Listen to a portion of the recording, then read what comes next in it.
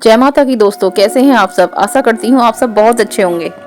आज मैं शेयर कर रही हूँ आपके साथ अपनी गोल्डन सॉफ्ट इडली की रेसिपी। मैंने लिया एक बाउल में 150 ग्राम बेसन, फिर मैंने ऐड किया 1 चम्मच नमक और 1 चम्मच चीनी। हल्दी को मैंने यहाँ 1 चम्मच चौथाई ही यूज किया। जिस कटोरी से हमने बेसन डाला था उस कटोरी से ही हमने आधा दही और आधा पानी मिलाकर उसको बेसन में ऐड किया। दही के अलावा जरूरत पड़ने पर मैंने उसमें थोड़ा थोड़ा पानी डालकर उसको अच्छा घोल तैयार किया और अच्छी तरीके से उसे फेंटा। हमें इस बात का ध्यान रखना है, जितनी इस घोल को फेंटा जाएगा उतना ही हमारी इडली का टेस्ट बहुत बेहतर आएगा। और फिर हमने 20 मिनट इसको ढक के रख दिया और अलग से 50 ग्राम बेसन लेकर उसमें आधी चम्मच चीनी, आधी चम्मच नमक और 1 चम्मच कश्मीरी लाल मिर्च डालकर उसका पतला घोल तैयार कर लिया। इसको भी काफी देर चलाने के बाद इसको एक साइड से रख दिया और जो हमने ढक के रखा था बैटर उसको फिर हमने खोल कर देखा।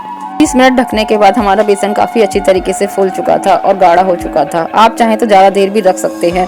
और फिर 1 चम्मच मैंने उसमें बेकिंग पाउडर मिलाकर उसको भी अच्छी तरीके से चलाकर साइड रख दिया।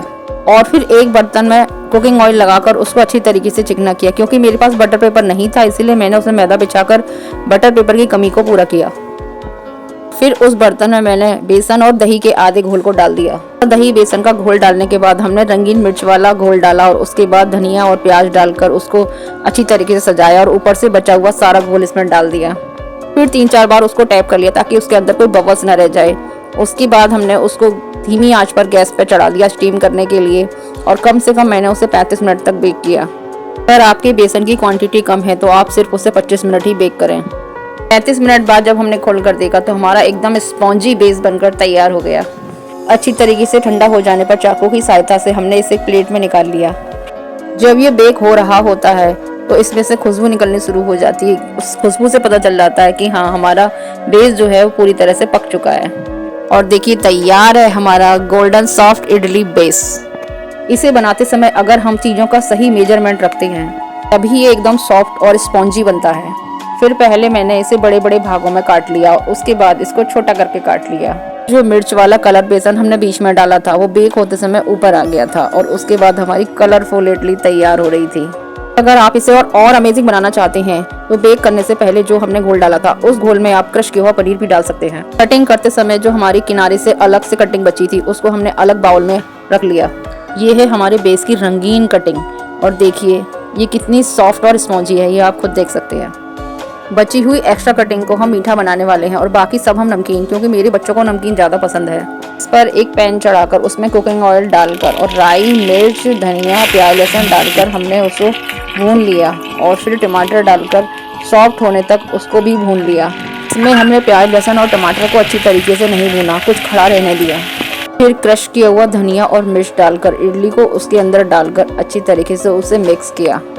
दो चावल और रवा इडली तो आपने कई दफ़ा खाई होगी, पर एक बार इस बेसन इडली को जरूर ट्राई करें। फिर 1 बड़ा चम्मच उसमें लेमन जूस और मीठा सॉस डाला और उसके बाद पूरा 1 पैकेट जलजीरा का डाला। इसीलिए मैंने उसमें नमक नहीं डाला था क्योंकि जलजीरा में अपने आप में बहुत ज़्यादा नमक होता है। और फिर खूब सारा धनिया डाला। उसके बाद फिर मैंने लगाया हींग जीरे का तड़का। हींग जीरे का तड़का लगाना बहुत ज़रूरी है क्योंकि बेसन अक्सर पेट में गैस बनाता है। नमकीन इडली बनाने के बाद हमने बनाई मीठी इडली।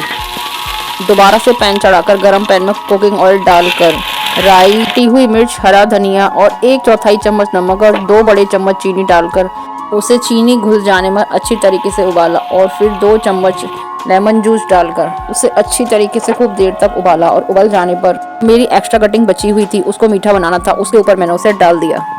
और लीजिए तैयार हो गई हमारी खट्टी मीठी इडली खट्टी मीठी चटनी के साथ। इसे कुरकुरा बनाने के लिए ऊपर से हल्दीराम की भुजिया डालकर इसको और भी कुरकुरा और टेस्टी बनाया।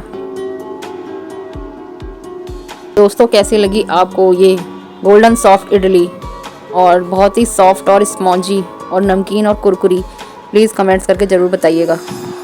आगे और भी ऐसी टेस्टी रेसिपी देखने के लिए सब्सक्राइब करें मेरे चैनल को। धन्यवाद दोस्तों।